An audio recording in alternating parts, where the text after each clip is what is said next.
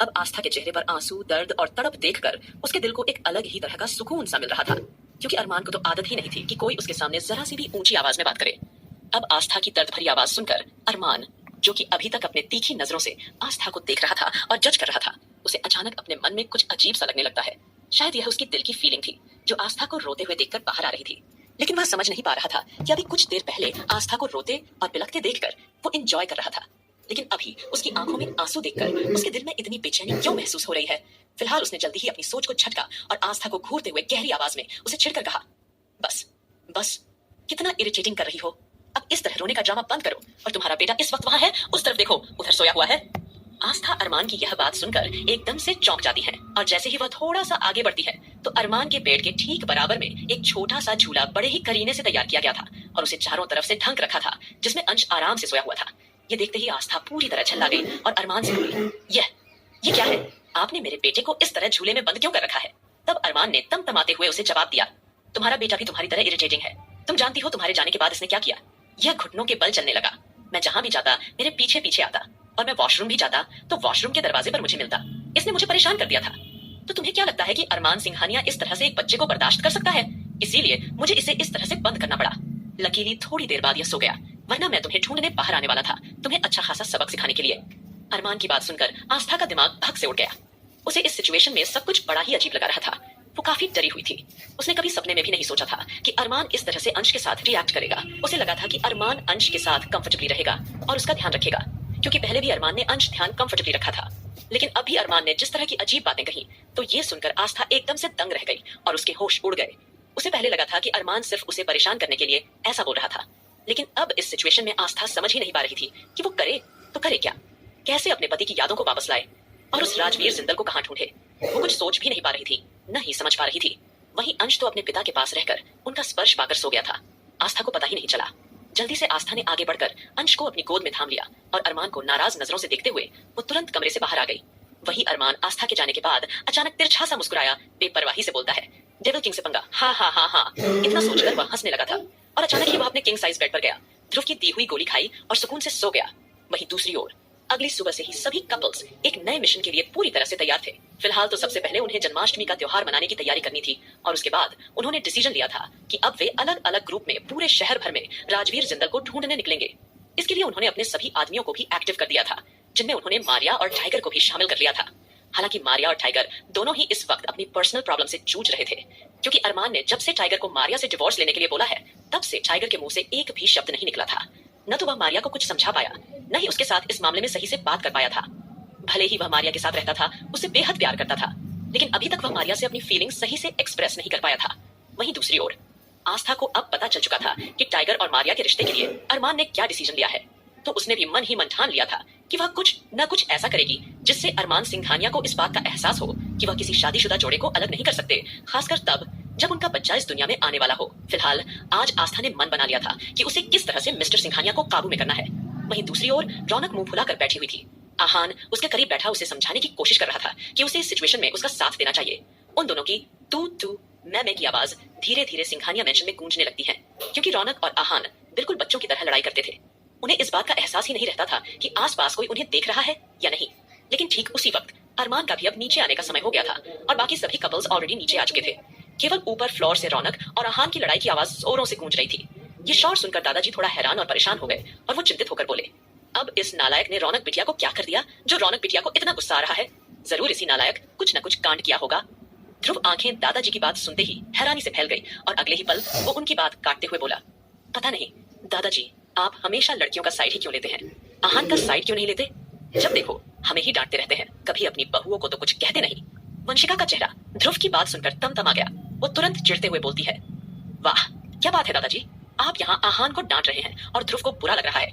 फिर वो ध्रुव को एकदम से देखकर आईब्रो मटकाते हुए पूछती हैं, और तुम्हें आहान के लिए इतना बुरा क्यों लग रहा है? वंशिका की आवाज और अंदाज देखकर ध्रुव जल्दी से बात बदलते हुए एकदम से बोला, अरे नहीं, मैं तो बस ऐसे ही कैजुअल बातें कर रहा हूँ। जब देखो दादाजी या डैडी सिर्फ और सिर्फ तुम लोगों का ही साइड लेते रहते हैं, लेकिन हम लड़कों का क्या? जब देखो वो आकाश भैया, सुमित भैया या फिर मुझे या आहान को डांटते रहते हैं। अब तुम ही जरा सोचो, इस वक्त झगड़ा आहान रौनक दोनों का हो रहा है, जबकि रौनक भी बराबरी कर रही है आहान से, लेकिन दादाजी को सिर्फ आहान की ही आवाज सुनाई दे रही है और वे उसी को भला बुरा कह रहे हैं। वंशिका ध्रुव की ये बात सुनते हल्का मुस्कुरा देती है। उसने चुपके से तुरंत ही रश्मि और राधिका की ओर देखकर कुछ इशारा किया और दोनों ही अब जाकर वहां खड़ी हो गईं। वही वंशिका ने ध्रुव को देखकर खफा होने का नाटक किया और भोली सी शक्ल बनाकर बोली, ध्रुव, आखिर आप कहना क्या चाहते हो? दादाजी पक्षपात करते हैं? यही तुम्हारी सोच है। दादाजी के पास खुद की अक्ल है। वे जो सही है उसे सही बोलते हैं और जो गलत है उसे गलत बोलते हैं। तुम इस तरह से आहान को कैसे डिफेंड कर सकते हो? और तुम दादाजी पर पक्षपात का इल्जाम कैसे लगा सकते हो? हाँ, दादाजी वंशिका की सारी बातें सुन चुके थे। वे अब गुस्से से ध्रुव को घूरने लगे। वहीं वंशिका मन ही मन खुश हो रही थी क्योंकि सुबह सुबह दादाजी से ध्रुव को डांट पड़वाने का उसका प्लान पूरा होता नजर आ रहा था। तभी ठीक उसी वक्त दादाजी ध्रुव के सामने आए, जोर से उसके कान खींचते हुए बोले, अच्छा बदमाश, तुझे लगता है मैं पक्षपात करता हूँ? तुझ में और बहू में? हाँ, और तू ये बता, तू वंशिका बिटिया को अपने साथ घुमाने के लिए आखिरी बार कब लेकर गया था? हाँ, जवाब दे। ध्रुव दादाजी की बात सुनते ही जल्दी से अपने बाल सहलाते हुए बोलता, आह दादाजी, आप जानते ही है ना कि माहौल कैसा चल रहा है। ऐसे में मैं वंशिका को बाहर कैसे लेकर जा सकता हूँ? तब दादाजी और जोर से उसका कान मरोड़ते हुए कहते हैं, अच्छा, जब देखो तू अकेला ही निकल जाता है। कभी सोचा है कि बच्ची घर पर अकेली बोर हो जाती होगी कि चलो इसे भी कहीं घुमा फिरा लाऊं? हाँ, तुझे तो हर वक्त सिर्फ और सिर्फ अपना काम दिखाई देता है, बच्ची की बोरियत दिखाई नहीं देती। दादाजी ने इस बार मौका मिलते ही ध्रुव पर पूरी भड़ास निकाल दी थी। ध्रुव अब तंग आकर सोचने लगा, झगड़ा तो रौनक और आहान का हो रहा था, बीच में मैं कहां से फंस गया? उसने तिरछी नजरों से वंशिका को नाराजगी से देखा। वहीं वंशिका मासूमियत से पलकें झपकाते हुए ध्रुव को देखकर उदास मन से बोली, देखा दादाजी, इन्हें अभी यही लग रहा है कि मैं ही आपको इन्हें डांटने के लिए कहती हूँ। देखो ये मुझे किस तरह से घूर रहे हैं, अब तो ये पक्का मुझ पर चिल्लाएंगे। दादाजी वंशिका की बात सुनकर अगले ही पल जोश में आ गए। वे आवाज ऊंची करते हुए उखड़े अंदाज में बोले, नालायकों, अरमान क्या कम है जो तुम लोग भी उसी के नक्शे कदम पर चल रहे हो। खबरदार, अगर किसी ने भी मेरी बेटियों की आंखों में आंसू लाने की कोशिश की तो तुम लोगों की ऐसी खबर लूंगा कि मार मार कर घर भर में लुढ़कते फिरोगे। इतना कहते हुए दादाजी की नजर सुमित पर पड़ी। वे उसे घूरते हुए बोले, और ये देखो, सांड का सांड हो गया है, इतना बड़ा हो गया है, लेकिन इसे आज तक अपनी बीवी को खुश करना नहीं आता। कभी देखा है तुमने अपनी बीवी के लिए कुछ लाते हुए? जब देखो खाली हाथ मेंशन में चला आता है।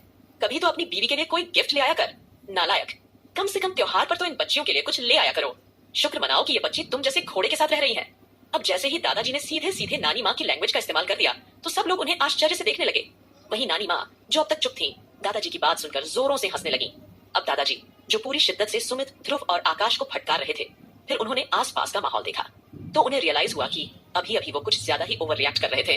फिलहाल आस्था मुस्कुराते हुए दादाजी का साथ देते हुए बोली, दादाजी जो कह रहे हैं बिल्कुल ठीक कह रहे हैं। सुमित भैया, ध्रुव भैया और आकाश भैया, आपको कम से कम राधिका दीदी, रश्मि दीदी और वंशिका दीदी का साथ देना चाहिए।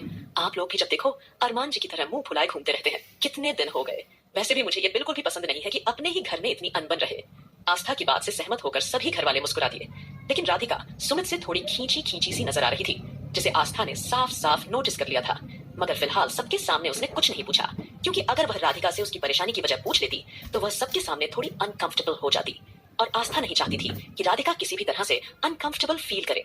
रश्मि हल्का सा मुस्कुराई और दादाजी के पास आकर बोली, दादाजी, हमें इस घर में कोई परेशानी नहीं है।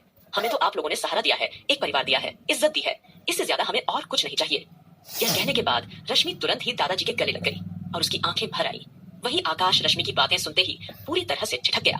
उसका दिमाग एकदम से खाली हो गया था और वो हैरान होकर सोचने लगा, मैंने तो रश्मि से कोई ऐसी वैसी बात भी नहीं की, तो फिर उसकी आंखों में आंसू क्यों है?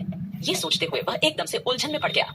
लेकिन तभी आहान और रौनक की जोरदार आवाजें पूरे मेंशन में गूंजने लगी, जिसे सुनकर सब लोग थोड़ा ठिठक कर परेशान हो गए, क्योंकि एक तो अरमान के आने का समय हो गया था, और अगर अरमान ने आहान और रौनक की लड़ाई सुन ली तो लेने के देने पड़ जाएंगे। अब सब कपल फटाफट आहान के कमरे की ओर जाने लगे, लेकिन जैसे ही वे कमरे में पहुंचे तो वहां का नजारा देखकर सबकी आंखें फटी की फटी रह गईं, क्योंकि कमरे में आहान ने रौनक के बाल पकड़ रखे थे और रौनक ने आहान के बाल खींच रखे थे। दोनों ही किसी एक बात को लेकर जबरदस्त आर्ग्यूमेंट कर रहे थे। आगे क्या होगा इस कहानी में